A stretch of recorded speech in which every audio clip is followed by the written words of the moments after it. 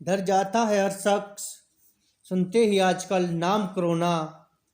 दिखता अक्स मौत का है खतरनाक बहुत ये कोरोना।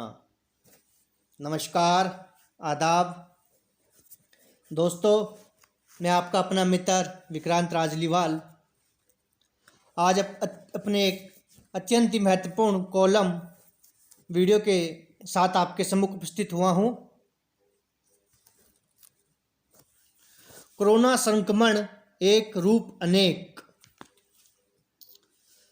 आज का मेरा कॉलम वीडियो कोरोना संक्रमण के विषय और उसका हमारे ऊपर असर से संबंधित है। ऐसी उम्मीद करता हूं कि आपको मेरी इस कॉलम वीडियो का महत्व समझ आए और आप इस कोरोना संक्रमण के काल में स्वयं को कुछ सामान्य महसूस करवाते हुए स्वस्थ जीवन शैली की ओर अग्रसर हो पाए। तो प्रारंभ करता हूं मैं। कोरोना संक्रमण एक रूप अनेक। आज एक शब्द कोरोना जिसको सुनते ही हर शख्स भयभीत हो जाता है। ऐसा हो भी क्यों ना, क्योंकि ना चाहते हुए भी उसे अपने सम्मुख साक्षात यमराज के दर्शन हो जाते हैं। यह भी एक सत्य है साहब कि आज का मनुष्य किसी इनकम टैक्स के अधिकारी यानी कि इनकम टैक्स की रेड से इतना नहीं डरता जितना कोरोना नामक सर्वाधिक घातक संक्रमण से। आपको शायद स्मरण होगा, यकीनन आपको स्मरण होगा कि इस भयानक रूपधारी अत्यधिक घातक कोरोना संक्रमण की शुरुआत चाइना के एक प्रयोगशाला में उनके एक विफल प्रयोग से हुई थी और देखते ही देखते संपूर्ण विश्व कोरोना संक्रमण की चपेट में आ गया। तदुपरांत कोरोना संक्रमण के मरीजों की धरपकड़ प्रारंभ हो जाती है।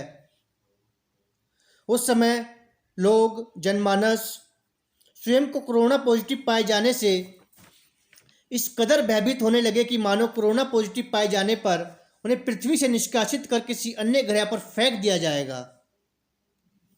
इसके उपरांत हम सभी का सामना होता है लॉकडाउन नामक एक अत्यंत ही भयावह स्थिति से और देखते ही देखते संपूर्ण देश छावनी में तब्दील हो जाता है। उसी दौरान भारतीय प्रधानमंत्री श्री नरेंद्र दामोदर मोदी जी द्वारा हमसे आह्वान होता है कि आप यानी संपूर्ण देशवासी प्रत्येक शाम को शंख घंटियां बजाएंगे, जिससे कि वातावरण में, हमारे आसपास के वातावरण में एक सकारात्मक लहर उत्पन्न हो पाए। अधिकांश व्यक्ति और राजनीतिक पार्टियों को इस बात से ऐतराज हुआ था, परंतु साइंस और टेक्नोलॉजी द्वारा भी इस बात की पुष्टि करी गई है कि शंख और घंटियां के स्वर से वातावरण में एक सकारात्मक ऊर्जा उत्पन्न होती है, जिससे अनेकों अनेक प्रकार के रोगों का ह्रास होता है। यहाँ लॉकडाउन का बहुत ही सकारात्मक एवं नकारात्मक असर हमने देखा। यह था कोरोना संक्रमण की दस्तखत और उसके असर का प्रथम चरण, जिसका हम सभी ने न केवल दृढ़तापूर्वक सामना किया अपितु उस पर विजय भी प्राप्त करी। स्थिति अभी संभली ही थी कि तभी खबर आती है कि भारतीय कोरोना सक्रिय हुआ है। स्थिति की गंभीरता को समझते हुए पुनः लॉकडाउन हुआ और हमारे भारतीय वैज्ञानिकों द्वारा कोरोना संक्रमण को पूर्णतः समाप्त करने हेतु एक असरदार वैक्सीन तैयार करी जाती है, जिसको यूएसए और ग्रेट ब्रिटेन समेत बहुत से विकसित देशों द्वारा मान्यता प्रदान होती है। ये भी बहुत सम्मान की बात है हमारे लिए, हमारे देश के विज्ञान के लिए। तदुपरांत भारत द्वारा जनमानस की सुरक्षा हेतु वहाँ बहुत सी कोरोना वैक्सीन का निर्यात भी किया जाता है। इसके बाद भारत में वैक्सीन के टीके लगने प्रारंभ होते हैं और स्थिति पुनः से सामान्य होते हुए सामान्य होती गई। यह था कोरोना संक्रमण के असर का दूसरा चरण, जिसका हम सभी ने न केवल दृढ़ता से सामना करा अपितु कोरोना वैक्सीन के द्वारा, स्वस्थ जीवन शैली के द्वारा कोरोना संक्रमण पर विजय हासिल करने हेतु संपूर्ण विश्व को सहायता भी सहज ही प्रदान करी। ऐसा प्रतीत हो रहा था कि कोरोना संक्रमण अब अपना दम तोड़ देगा और ऐसा प्रतीत होते हुए हम देख भी रहे थे कि तभी कोरोना संक्रमण का एक और भयानक रूप, जो कि कोरोना संक्रमण के असर का तीसरे चरण के रूप में हमारे सम्मुख है, जो कि ओमिक्रॉन नामक कोरोना के रूप में हमारे सम्मुख स्वयं के होने का असर दिखाते हुए हमारे सामने आया है। आपको ज्ञात होगा कि ओमिक्रॉन नामक जो यह कोरोना संक्रमण का एक और भयावह रूप हमारे सामने, हम सभी के सामने सर उठाए खड़ा है। इसकी शुरुआत अमेरिका में एक अफ्रीकी नागरिक के द्वारा हुई थी। तदुपरांत देखते ही देखते कई देशों को इसने अपनी चपेट में ले लिया है। भारत में भी कुछ व्यक्ति इसकी चपेट में आ गए हैं।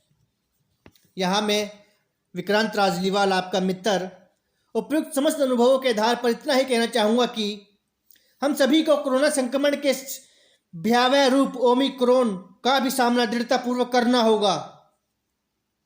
बल्कि न केवल सामना करना होगा, अपितु उस पर विजय भी प्राप्त करनी ही होगी। पर कैसे? यह एक बहुत महत्वपूर्ण प्रश्न है। यहाँ मैं विक्रांत राजलीवाल इतना ही कहना चाहूँगा कि इस भयानक स्थिति में, जहाँ देश की राजधानी दिल्ली समेत अधिकांश राज्य लॉकडाउन में हैं, हमें अपने पूर्व के अनुभवों से सीख लेते हुए पुनः से माननीय प्रधानमंत्री श्री नरेंद्र दामोदर मोदी जी की बात माननी चाहिए और शंख घंटियां बजाते हुए अपने आसपास के वातावरण में एक सकारात्मक ऊर्जा का संचार करना होगा। अंततः मैं इतना ही कहना चाहूँगा कि कोरोना संक्रमण बचाव हेतु वैक्सीन के साथ साथ जहाँ भी लॉकडाउन लगता है उसका पालन अति आवश्यक है, जिससे यह अत्यंत ही घातक संक्रमण पूर्णतः समाप्त हो पाए। इसके साथ ही मेरा ऐसा मानना है निजी तौर पर कि ईश्वर, प्रभु, अल्लाह और गॉड, गुरु, आप जिस भी धर्म को मानते हैं, अपने इष्ट से प्रार्थना अवश्य किया कीजिए, क्योंकि मैं स्वयं के निजी अनुभवों से यह कह सकता हूँ कि प्रार्थना में सर्वाधिक बल होता है और हम प्रार्थना द्वारा, प्रार्थना की शक्ति से हर प्रकार के संक्रमण का न केवल सामना कर सकते हैं, अपितु उस पर विजय भी प्राप्त कर सकते हैं या कर पाएंगे। धन्यवाद। यदि आपको कोरोना संक्रमण एक रूप अनेक इस कॉलम वीडियो का महत्व समझ में आया है तो कृपया वीडियो को लाइक कीजिए और अन्य मित्रजनों के साथ उन्हें साझा कीजिए। और जिन्होंने भी चैनल को सब्सक्राइब नहीं किया है, कृपया वह प्रियजन अभी चैनल को सब्सक्राइब कर अपना आशीर्वाद आपके अपने मित्र के साहित्यिक YouTube channel poet Vikrant Rajliwal को प्रदान कीजिए। धन्यवाद।